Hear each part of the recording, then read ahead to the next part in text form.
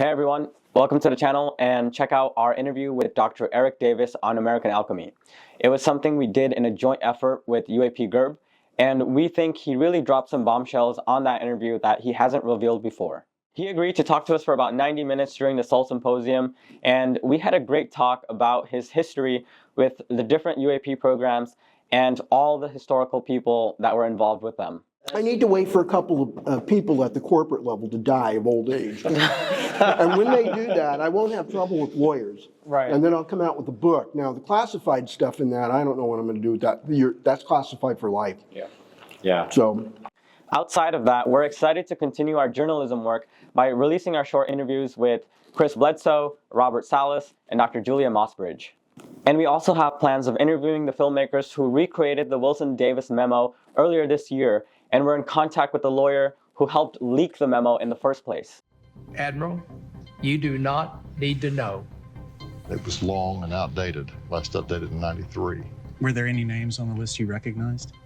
A handful of Pentagon people, corporate types, scientists, technicians, engineers, managers, and so forth. We also have a biology video in the works with our resident PhD Katerina, where we break down Lou Elizondo's Imminent.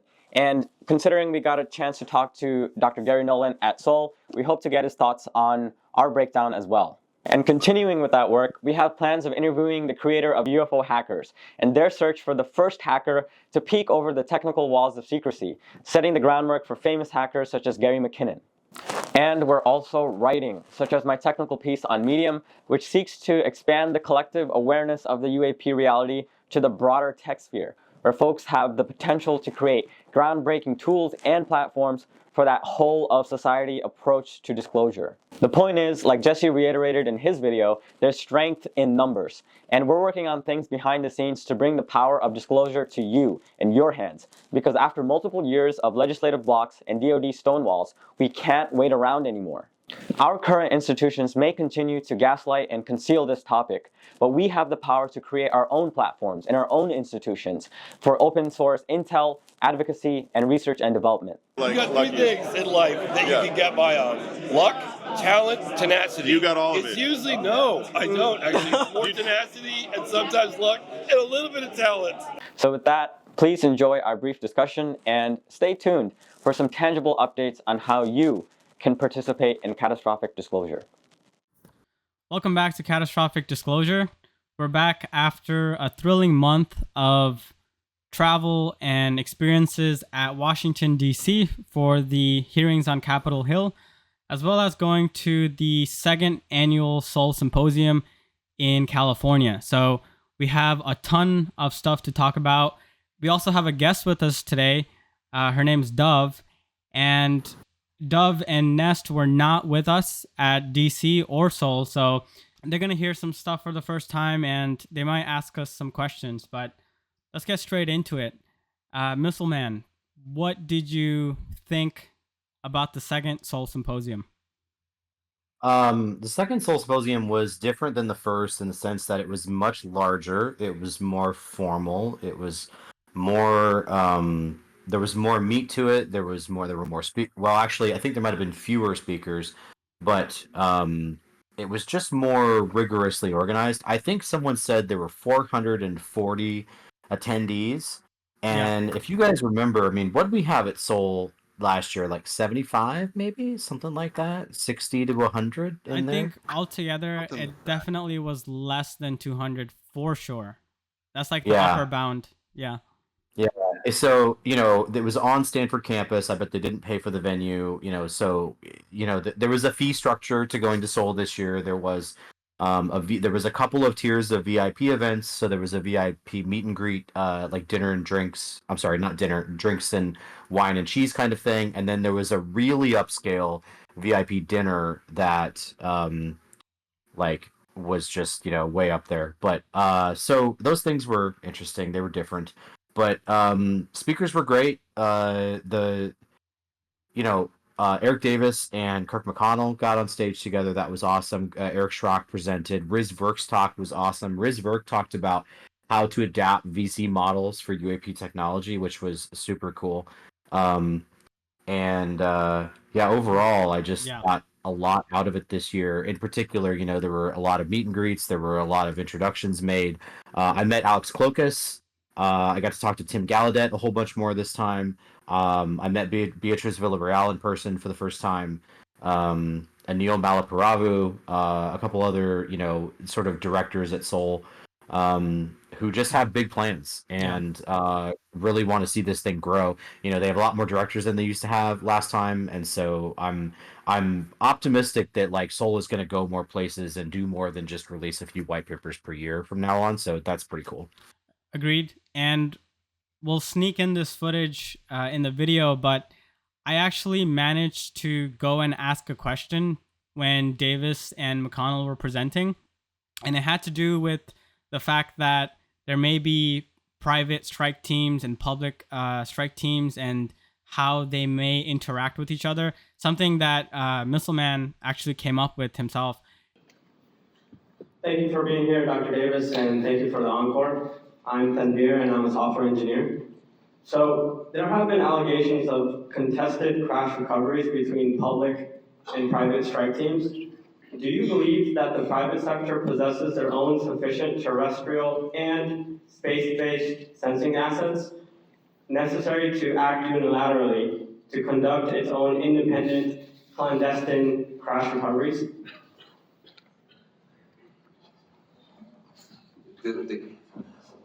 Yeah, we'll have Kirk answer this. Again, you hear stories about the Wild West out there about this kind of thing. In the footage, what you'll see is that I asked the question, and Peter Skafish was sort of the moderator for that. And as soon as I asked that, I directed it towards Davis, and Skafish was like, why don't we let McConnell handle this one? Because we don't know what Davis was going to say, and I think we wanted to sort of protect sensitive information with such a probing question, and a lot of the members of the audience actually laughed when that happened. So there was that, and I will say, definitely, I met some of the organizers of this symposium, and you're right, the audience size was at least double. But my main takeaway from Sol was that it was bigger. And it was bigger because there's a sentiment now that the next steps of the disclosure process is not going to rely on the government or agencies like Arrow or somebody else in the Pentagon. It's going to rely on the people in these industries who are going to get together and they're going to do their own thing. Because we had people talking about investing in this. We had people talking about how we can get civilian reporting and open source intelligence. Like, that's huge. Yeah, absolutely. Mitch Randall. Yes. He's designing a software package to operate passive radar systems in the U.S. for locating and tracking UAP. And he's got like 35 years of like high-level radar design experience across from a bunch of different companies, his own companies. It's a funny thing, I hadn't realized this, but we had corresponded over Twitter months back, and I didn't know who he was. And I mean, he hadn't come out with his presentation yet. He was not originally on the program to present the agenda, right? But Jacques Vallée was ill and was not present. And so there was a slot open, and I think he just went for it, and he did great. It was really interesting. He is better now, so shout out to Jacques Vallée. Hope to see him in future events. Yeah. How was he going to do the passive radar, or how were people? Yeah, how was he going to do that? We'll have to wait for the charts to come out because they're going to have the video presentations available much more quickly than last year. But I don't know that I could synthesize it all that well. But the notion was like just having radar receivers, like Doppler antennas they use for weather, to receive signals bouncing off of potential UAP, as opposed to active radar stations, which like obviously the military would never let civilians operate. But I think there's meant to be some regulatory daylight between passive radar and active radar, where civilians might be allowed to operate these kind of like Doppler radar stations. So Okay, so regular citizens could get these receivers, and yeah, okay, yeah. So this is like really along the lines of Galileo Institute, right? Of these data stations that anybody could buy, anybody could invest in and own, or help a nonprofit populate or whatever. yeah, that's cool.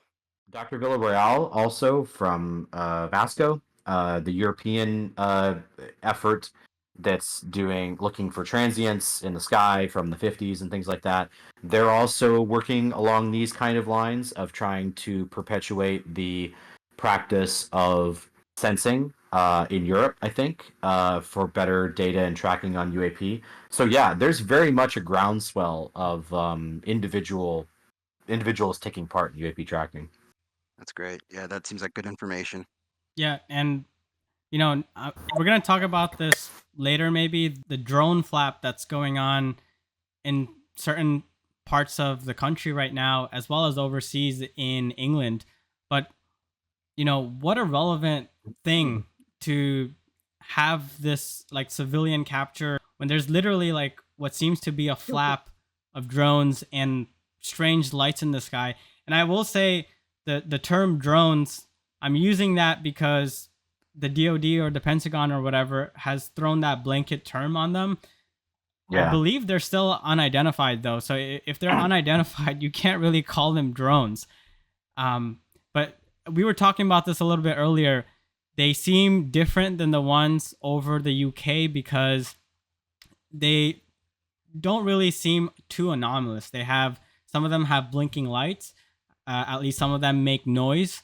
And I haven't seen any footage, any pictures, any video, or even any anecdotes of these things doing like instantaneous acceleration or 90-degree turns or any of the 5 observables. So go ahead, jump in, Dov. I was going to say, you can't really have it both ways. You can't say that it's a drone and then not tell the public what it is. I mean, if they know what it is and they can identify that, please, they should clarify that and say it's for national security reasons, we're not able to disclose. I get there's a lot more going on than maybe meets the eye strategically, but as a layperson looking at it, it just doesn't make much sense. And then it only causes more questions as a citizen.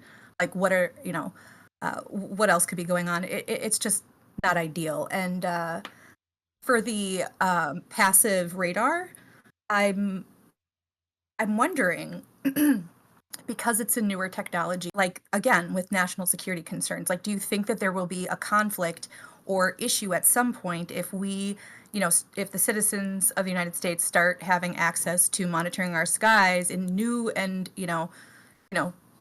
different ways than we've ever historically been able to? Do you think that will be stopped at some point, or like somebody will prevent that from happening, or does it already seem to be good to go?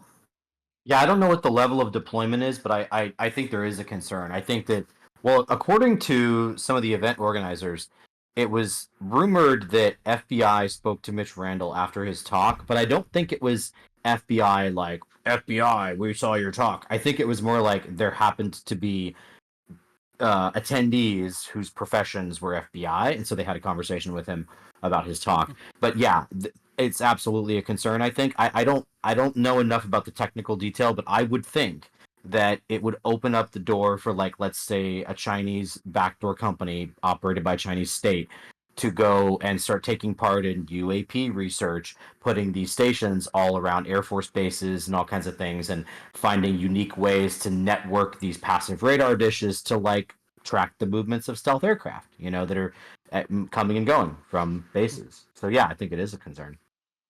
Whatever we end up doing, you can't classify the sky.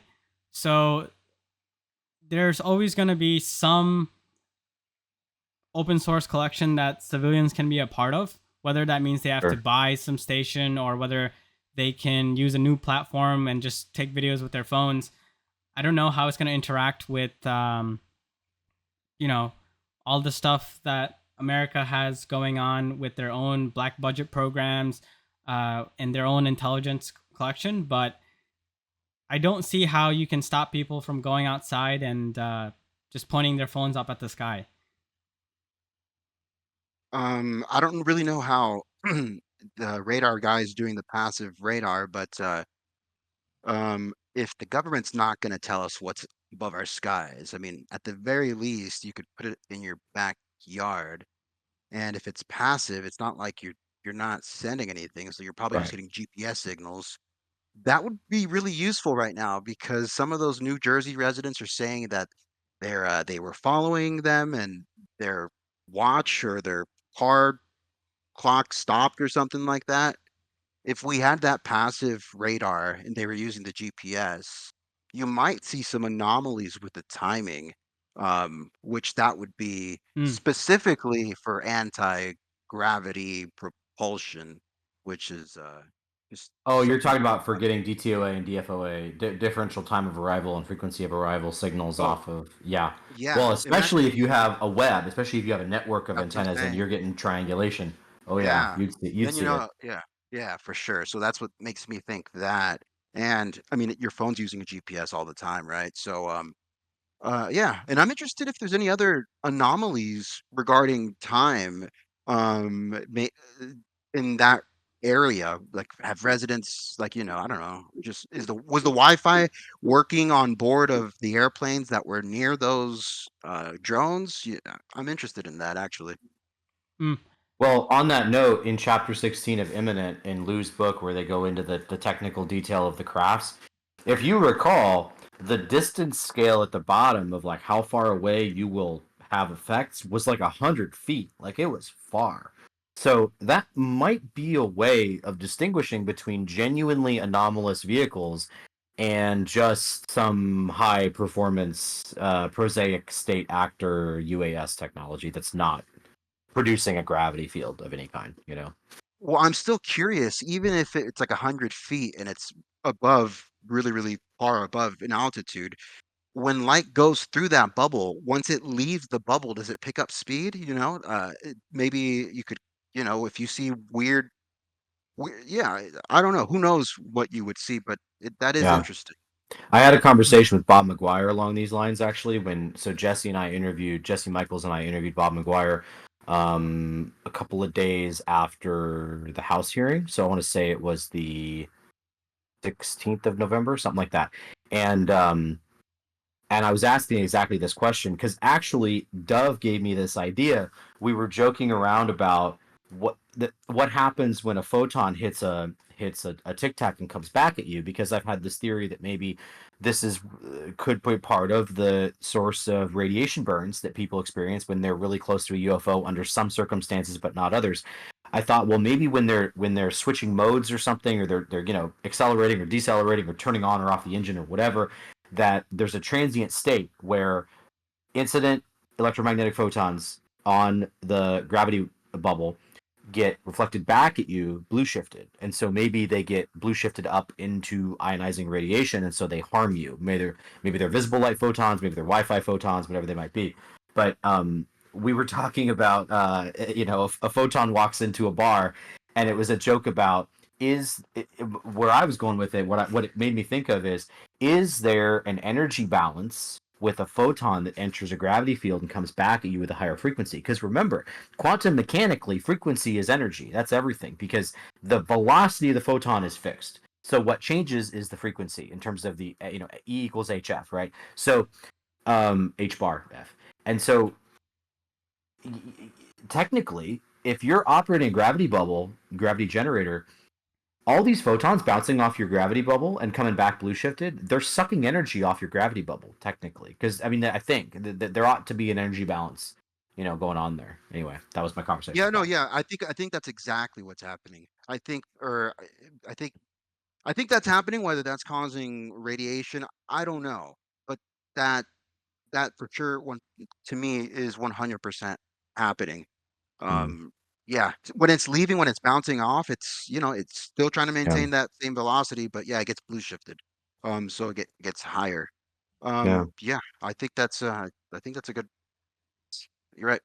So another really good talk at Seoul was Matt Pines and Gary Nolan on stage for like a fireside kind of deal.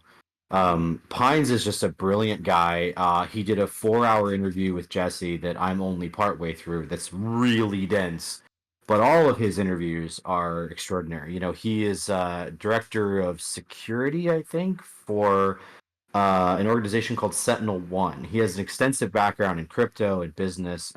He has a physics background originally, so that's why when he talks about hypergraphs and Matt Garard's work, Oh, that guy's real smart. yeah, that's why it gets really deep really fast. And man, the first time I talked to Pines, it was like a 3-hour signal call, and like I needed to go to bed afterward. Like it was cognitively demanding, you know.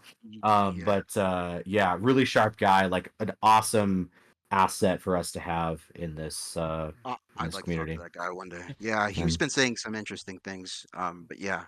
As a side note, this is sort of irrelevant, but going to Seoul, you do see some interesting moments, and one of them was in between talks. You know, Matt Pines is sitting at a table, and I'm sitting across. I'm sort of doing my own thing, but next to Pines is Jack Sarfati, and he's just going to town on his tablet, drawing some things and writing some equations for someone else with the background physics, and they're having a discussion, and then Matt Pines, like casually looks over, and it's interesting because people have years and years and years of theory. Sarfati is one of them.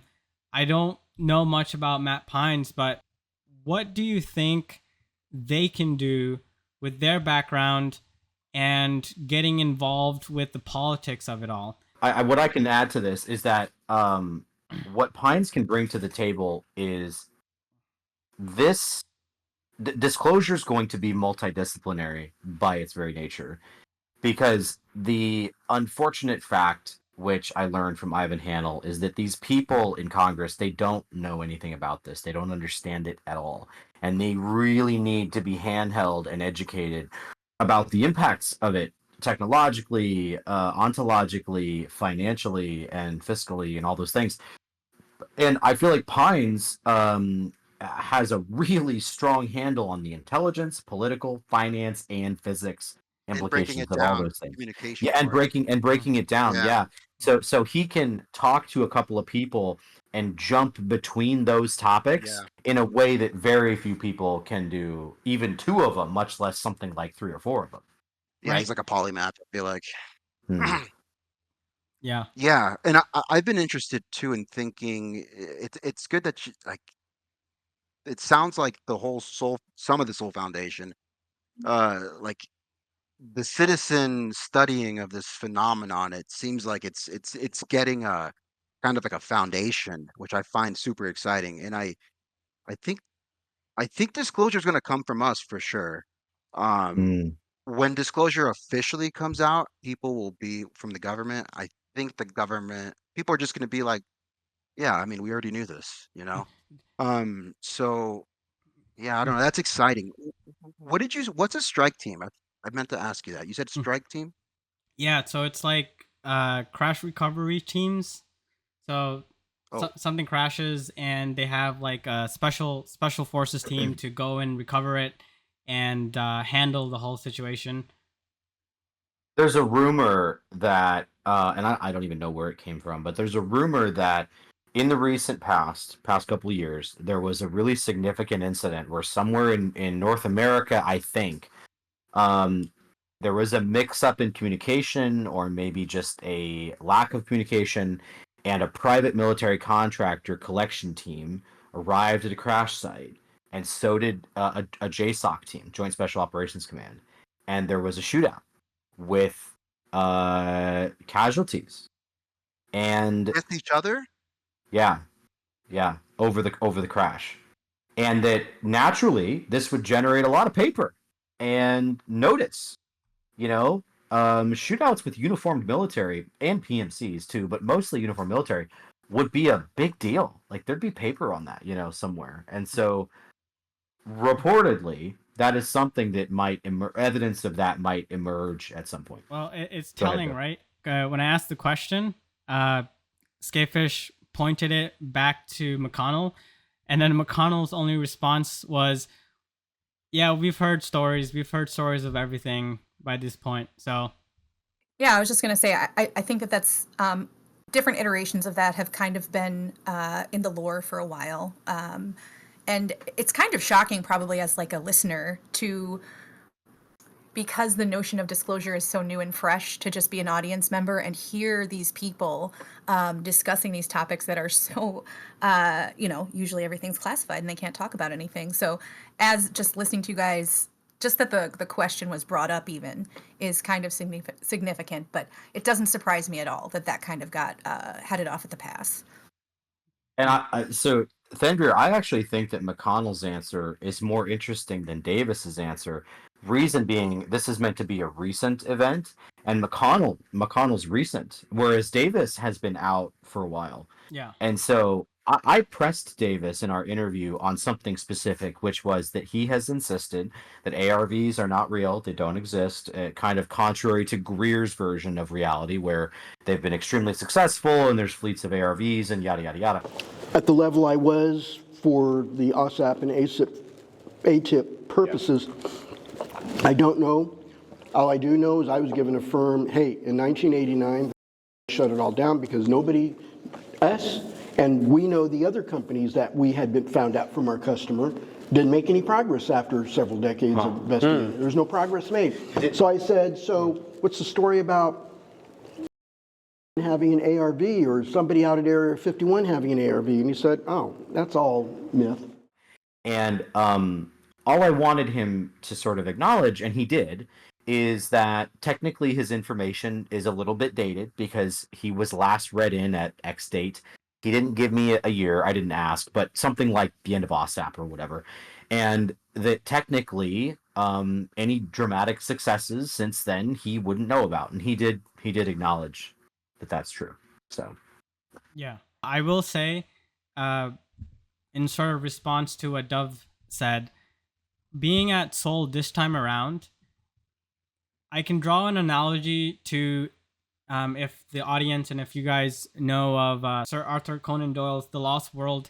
At the beginning, you have this anthropologist, I think, his name is Challenger, and he goes somewhere in South America and he discovers that there's this little area where it's been closed off environmentally, and so things have just not evolved along parallel lines to everywhere else.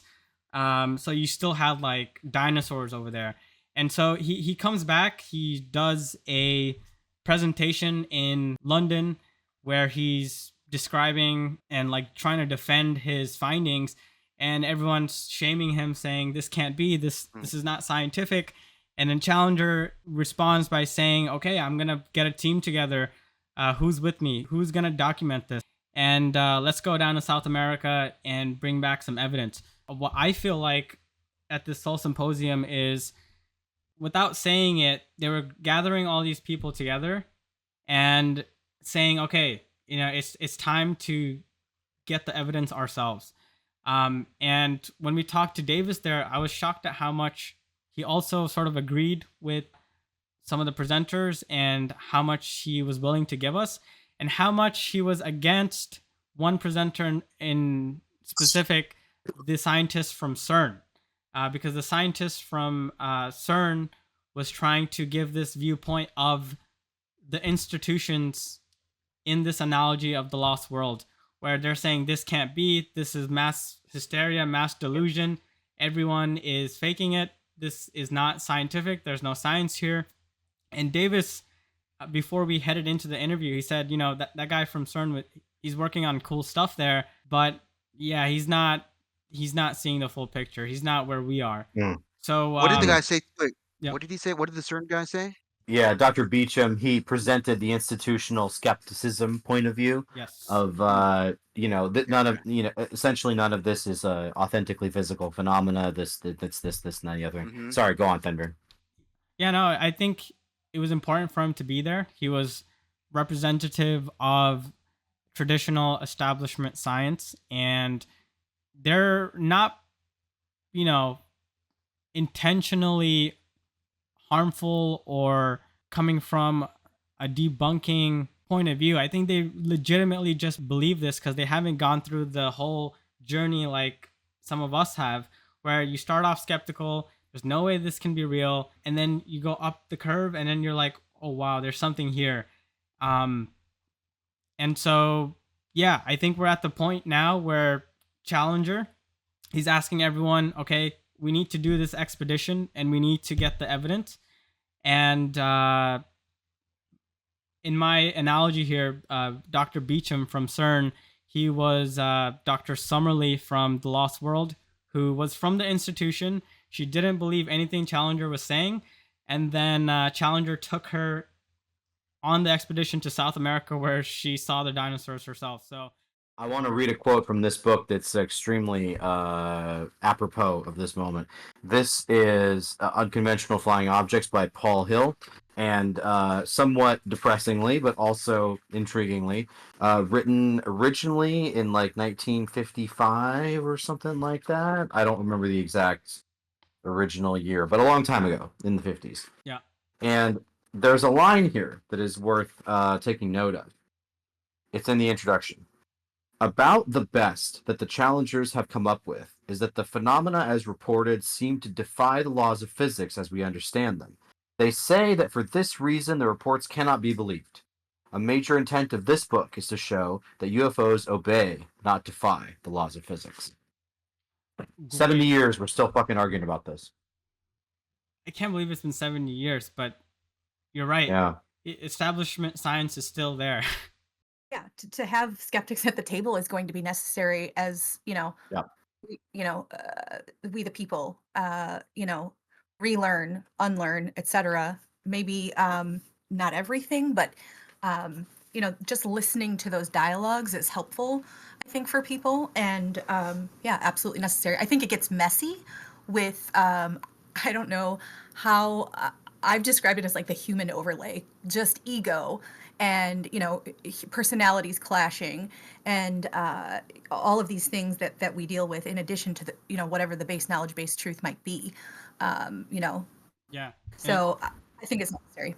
Jumping in with We the People, when we were in Capitol Hill, we actually saw some of the egos clashing and some of the different things that happened. So we were actually right next to Jeremy Corbell, and the sort of encounter he had with Nancy Mace, and You gonna show it? What happened? Well, see, the thing is, they had a recent episode of Weaponized where he talked all about it.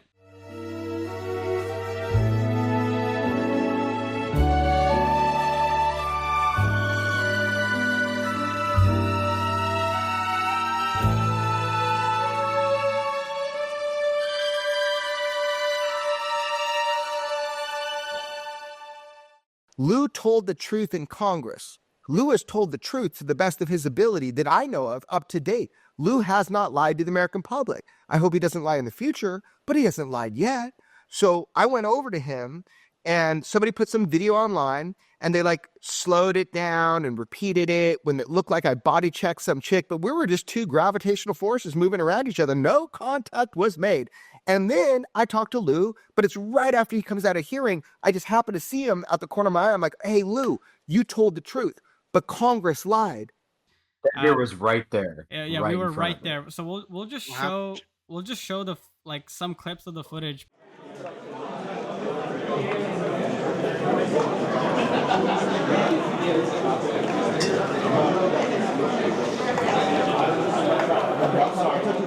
We were there for the whole thing. Elizondo, great guy. We interviewed him. You can see it on the channel. Jeremy, from our point of view, he didn't really do anything wrong there. And we the people, we saw these clashes happen, though. There were things that happened. And I specifically asked, with all of these sort of chaotic things going on, Eric Davis's alleged memo was entered into congressional record. And so my We the People question for Davis was, would you testify if someone called you up to do that? That was part of the Davis interview we did for Jesse Michaels. and he said something that I wasn't expecting. He said he would. Well, this is what's interesting. So I'm gonna give a little bit of exposition here, and then I really want to hear what Dove thought of the interview because she's seen the proof before it's up. So Davis said, "I have to talk to a lawyer," which will be in the you guys will see in the interview, which is reasonable. And then he said it would probably have to be high side. It'd have to be classified. And I think he just means the bulk of my interesting information is going to be classified, right? Although he gave us a lot in the interview. I mean, he gave us a lot. He was apparently told by H.W. Bush on an unclassified phone call the exact nature and when and how HW was read in. I mean, in an unclassified phone call. So he was able to recount that to us. For Nest, the Corbell thing was that the Immaculate Constellation memo that was submitted to the congressional record was supposed to, or at some point contained, a cover page open letter written by Jeremy Corbell. Yes. And as submitted into the congressional record, it did not contain that, and Mace didn't mention it. And he was upset about not getting credit for his involvement in the revelation of that information. And I think that's also what he was chatting with Lou about down the hallway. But on the subject of Davis testifying, one thing I wanted to add was he mentioned in the interview that he was contacted by the House and asked some questions in a preliminary phone call that that he was led to believe there would be a follow-up to, which there was not a follow-up to. And I don't know if this is related, but Corbell and Knapp are telling people that there were supposed to be two first-hand witnesses to the hearings that were barred or blocked by Congress, and they're real upset about this. I don't know if Davis was one of those people or if they mean someone else. I don't know. Anyway. So, to start off, I'm just wondering, what would be the motive to bar or block somebody like Davis? Well, the pessimistic viewpoint would say, well, if Congress doesn't really want bombshell information out here, if they're like worried about what he'll say in open session, then they'd bar him. Hard to say. I don't know. Hard to say. Yeah. The main thing is that he's willing. It would truly suck if he was like a hostile witness, you know? That would truly suck. But well, I think we've wondered all these years. That's what's so awesome about the interview is no one knew for the longest time if he was willing or if he's. I mean, I feel like we know a bit more now. Like Kelleher and Lukatsky don't seem to believe in disclosure. Absolutely. I loved that part of the interview. I think that also I have a feeling maybe if Lukatsky or especially Kelleher was given thrown on a podcast or something like that and given the opportunity to expand a bit, or like maybe they would be willing to, because as Davis explains, it's very complicated. The notion of it's not just an answer of can I testify or am I willing to? I guess yes, that is a valid question. But so when we say that Lukatsky and Kelleher are not, maybe they just can't. Maybe they would be willing to hypothetically in an ideal situation, but we're talking about NDAs, and as Davis explains in that interview, it would come, if they were subpoenaed as like maybe hostile witnesses and they worked it out on like, I don't know, I think lawyers obviously and the DOD staff would need to work it out. So maybe it could be worked out where anybody could, but the willingness obviously matters the most. But I think you're absolutely right. To get Davis on the record to answer such a question, there's been a lot of, mystery, I guess, a bit surrounding Davis. So, I love that. I was just going to say, to your point, Dove, Ivan and some of the other attorneys have indicated that part of what they're hoping to resolve and like fix in this movement is this perception among whistleblowers that they're really in trouble, that they have no protection, that everything from their lives are in danger to their clearances will be stripped and all these sorts of things. The perception that their NDAs are just like unbreakable, they want to end that perception because I guess that the people with legal prowess in all of this are like, NDAs are a bit more fungible than you're making it out to be. These things are frequently waived by Congress in criminal proceedings and things like that. Absolutely. I feel like if there's a will, there's a way. We see stuff all the time get, turned over, overturned, etc. So I think that process, or like how that legally would grok out, is very interesting to see if they're ever able to do that. I hope that they are, because when Davis answers, the simple question of whether or not you're willing to, he talks about being subpoenaed. He talks about David Grush. He talks about reprisals and what Grush went through. So it's very much on the forefront of his mind. When you bring it up, I think the first thing he talks about is reprisals. Almost wonder if he wants to be subpoenaed, because then he can kind of go, oh, sorry, I have to. I was subpoenaed. It's no longer like you volunteered. Yeah. Absolutely. Let's let them all be hostile witnesses. I have an interesting thought experiment for both Nest and Dove here. So for Dove, do you think in a hypothetical situation where there is some imminent date where the NHI, one faction of the NHI, they're going to come and make their presence known? Whether they're hostile or not, it's irrelevant. We just know that there's a date where they're coming back. Do you think people like Lakatsky and Kelleher would feel a patriotic sense of duty to tell us eventually? Or are they going to stay closed off forever? You'd like to think that they have that sense of, sharing information for the good, the common good. I think Lakatsky is interesting because his commentary thus far has been very old guard, right? Yeah. Like, I understand this completely, and why he, we see and hear the comments that we hear from him. I do understand it, but he's very much within the parameters of its national security, and that's that. So understanding that about him, I could see him like siding, I guess you could say, with the notion of non-disclosure. But we don't know what we don't know. Maybe he has more information as to why it might not be beneficial to us. It's a very messy, nuanced answer. Fascinating.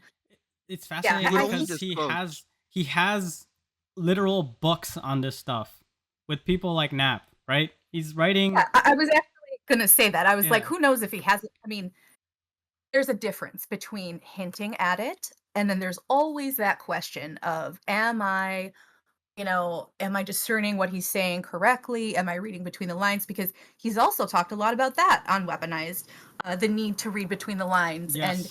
And so this puts, a lot of just non-clarity over the whole thing. So maybe he wants to, and actually you're right. So in that sense, knowing that he wrote the Skinwalkers over the Pentagon, all those books, he wouldn't do that if he wasn't interested in sharing some information, I think. This worries. I think he would share information if there was something imminent coming. If this was a way for us to prepare for it, that in that patriotic sense. But if it's just to save, just to have a heads up on other countries, like he'll just keep that shit to himself. And sort of the flip side of that question, Nest. Let's say you were Dr. Lakatsky.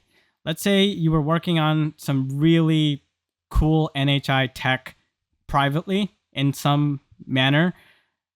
Would you testify knowing that it would strip you of your clearances, strip you of anything that lets you keep working on those NHI technologies privately?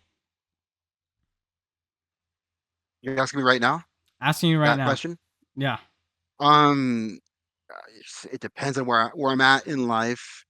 There's like a selfishness if like this is my only income, and that's what it appears to be the reason why we don't have more disclosures, because people don't have a big savings, or they don't trust in their own abilities to work outside of a clearance, which kind of makes me mad. But I don't know, man. I'm human just like everyone else. It depends. It's kind of a fucked up question, but just probing you. It's me being honest. Yeah. Yeah. Yeah. I don't know. And if Lukowski told us in advance, first of all, it scares me that they don't tell me because it makes me think that there's something bigger going on that's catastrophic. Um, so the fact that they're not telling us makes me think that we got bigger problems. So I don't know. That's my answer. You know what I worry about Yeah. is what if there are some people who have been led to believe that a potentially catastrophic event is coming, and they have decided to make their peace with it without they've decided like it would cause more chaos and disorder to notify people, or they're afraid of not having been upfront years ago or whatever, and like the culpability for that. Hey, Oh look my at God, that. dude, just take a cut. What happened? It worked. I was secretly tinkering around the whole time, and I've been waiting I was like, I don't want to appear on if we're recording and be upside down again, so I just went for it. So yeah, I'm here now. Amazing. Solid. Clutch. Coming in clutch. I'm a little bit worried about, like, okay, so what if they think that we can't do anything about it? This whole we can't figure out the technology. It's a billion years ahead of us. No one is even close. Yada yada yada. My brain, my giant science ego, is like, fuck you. Let me see it. Like, I don't trust you. Like, let me decide. If they've just decided, well, there's no chance. We can't do anything about it. I'd be like, dude, no. Like, I think the notion of timing is also interesting. Like, if there was some kind of imminent date and there's nothing we can do, say that they've decided that. Do we want to spend our time, our last 5-10 years or whatever, and we'll end up just destroying ourselves because, society falls and crumbles. So a lot to think about, a lot to consider. So I'd like to see what people think in the comments, but I would think it's like a philosophical debate where if these people are patriots, then the reason for not telling us if there is an imminent date, number one, the scenario is there is no imminent date, so they have nothing to tell us. Number two, there is an imminent date, but they believe there's nothing we can do, and so there's no need to suffer from now till then. They'll just keep their mouth shut. Would you want to know? Would you want to know? I would want to know. I fall in line with Karl Nell's sort of talking points where this is critical to my pursuit of happiness as a citizen, because I can't live my life in the truest, most authentic manner if I don't know what my reality truly is. And sort of shifting to Nell, because his presentation at Sol was also huge. One of the differentiators between this year's presentation and last year's is when he presented the disclosure campaign timeline, he got rid of the dates on top. And I think phase 5 was engagement with the NHI. And so when the Sol Symposium ended, I got 5 minutes to talk to him before he boarded his travel to leave. And I asked him, you got rid of the dates and also NHI engagement. What does that look like to you? And he straight up told me it was a combination of, it could be competition, it could be cooperation, or it could be symbiosis.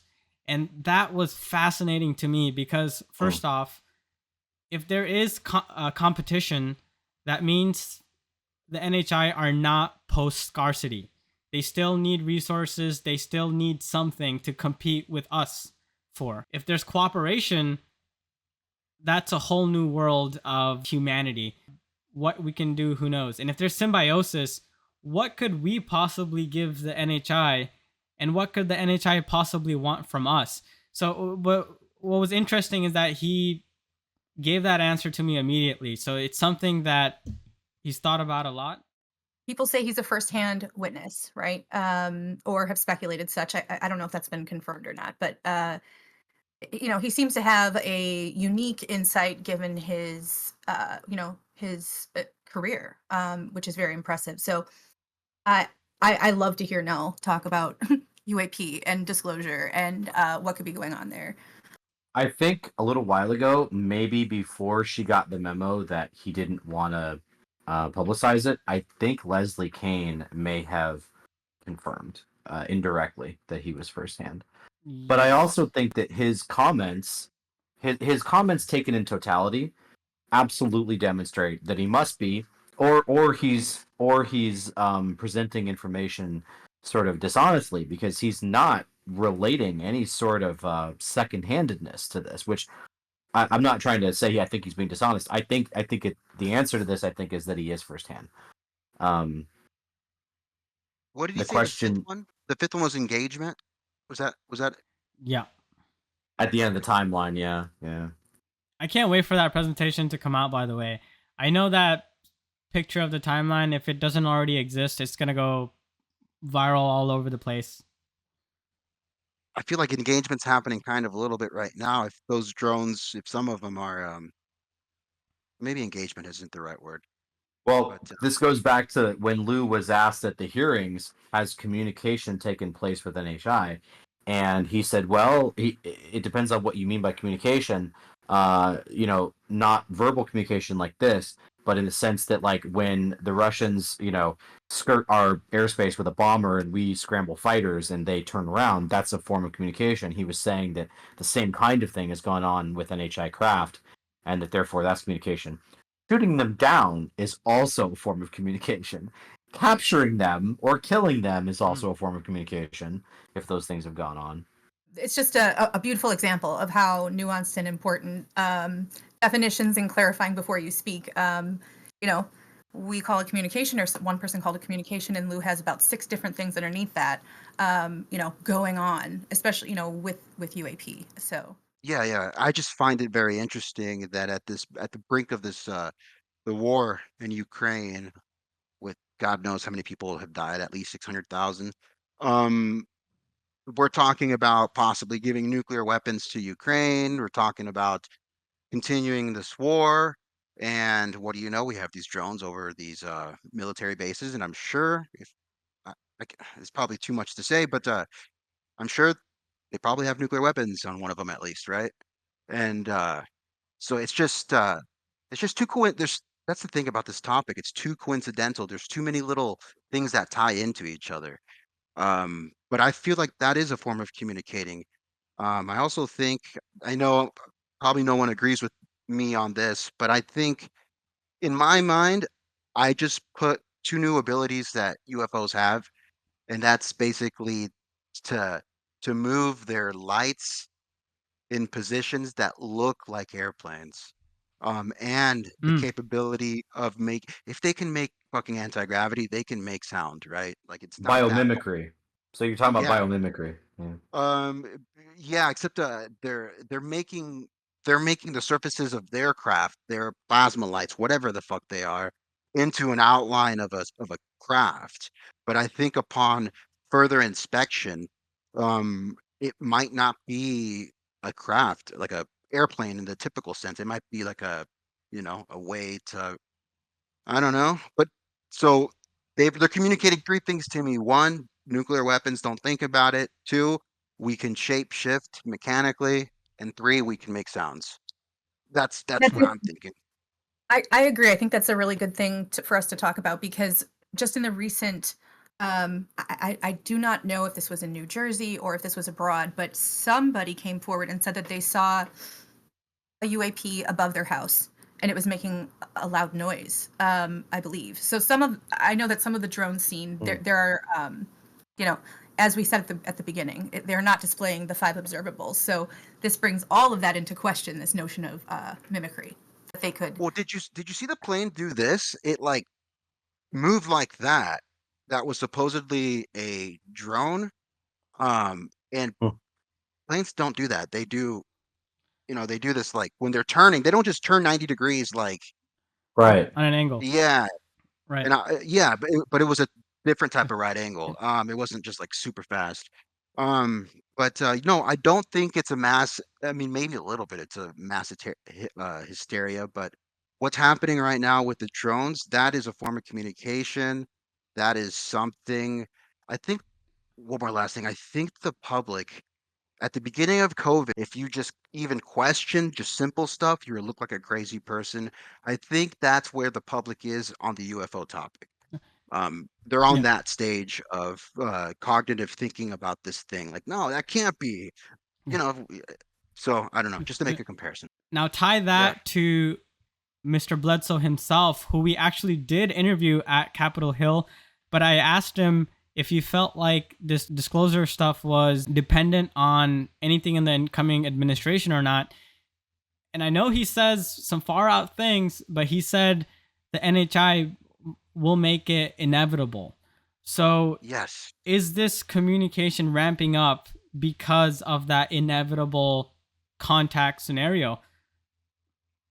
Well, it's because no one gives a fuck about the doctor that has 30 years of experience fucking working with recovered craft. No one gives a fuck about that. No one gives a fuck about equations. No one gives a fuck about any of this. They care about what they're seeing, right? Even right now, if I have all the answers to physics, a unifying theory, and I show that to a university person, you know how long it's going to take me? Years to prove it. Years for them to believe me, even if I have the book right here that basically tells you the laws of the universe. We're dumb as excuse my language, as people. Like we're like a sweet and sour, right? It's like we're smart and we're dumb. So to me, it's like Nell's presentation about these are the steps. UFOs are like, nah, dude, no, you're not that logical. We're going over here. We're communicating low key, and it's gonna ramp up because even when you have people that know shit, y'all are not even listening, and it's true. It's 100% true. You wanna put Yeah, bets on that? Bets on this increasing by the end of 2025. This time 2025, are we gonna have something way more pronounced in our skies than where we are at now? it's gonna be like So people shrugging their shoulders. They're gonna be like, I don't know what it is.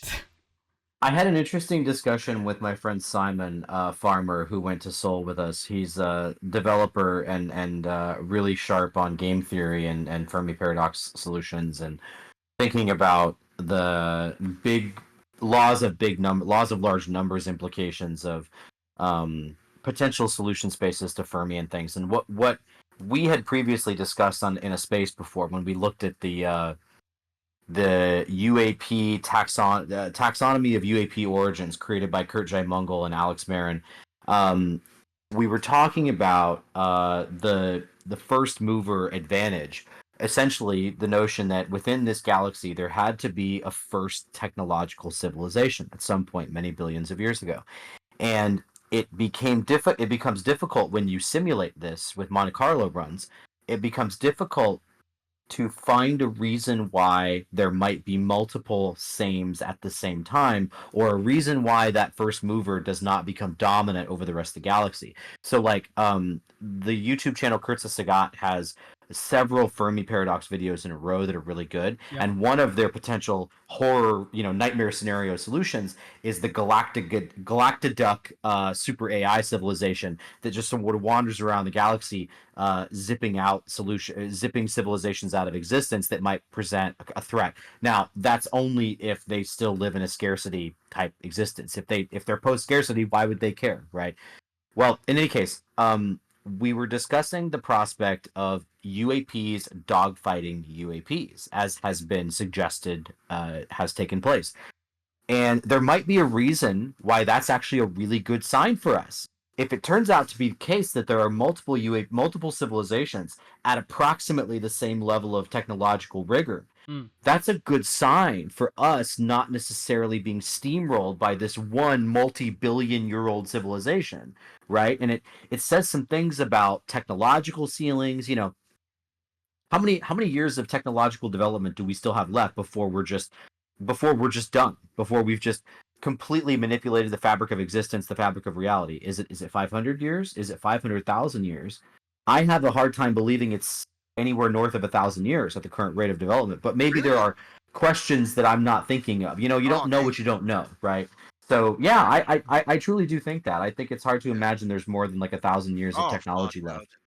So I will say that does support the notion that there are multiple parts of the phenomenon, that there's like multiple species, multiple sources, all these different descriptions of like grays, and then the tall ones and the insect looking ones, and all these descriptions. And who knows, maybe that also explains some of these ancient things in our past, like the 1561 celestial phenomena over, I think it was Germany or somewhere like that, where all these things were fighting each other and people have no idea what's going on. It's just chaos in the sky. If there are multiple factions and they are competing and we're just caught in the middle of it, who knows what that means for a contact scenario? Like, is it one of them doing it, trying to get the upper hand in this competition against the other ones? Is it multiple factions doing it together? Who knows? Yeah, you bring up a good point. If they're fighting over us, that means we're protected somehow, right? And that could be like, oh, angels and demons, and that's where all that stuff comes from. But you're right. I think that's true. If they're fighting over us, then it's a good thing. This could feed into a galactic federation type of, Yes. Yeah. Well, I guess my final thought would just be that what an amazing historic few weeks for UFOs, UAP disclosure, drones. Like, there's just, the hearings and all of this, everything going on is absolutely fascinating. And I'm like glued to the edge of my seat trying to, learn the next thing. So I'm very excited about it. I'm encouraged by it.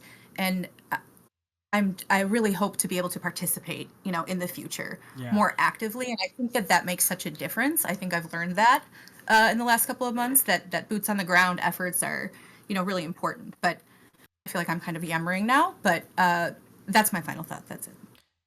Thank you all for listening to our sort of mixed recap of DC and Sol. We'll be back at some point.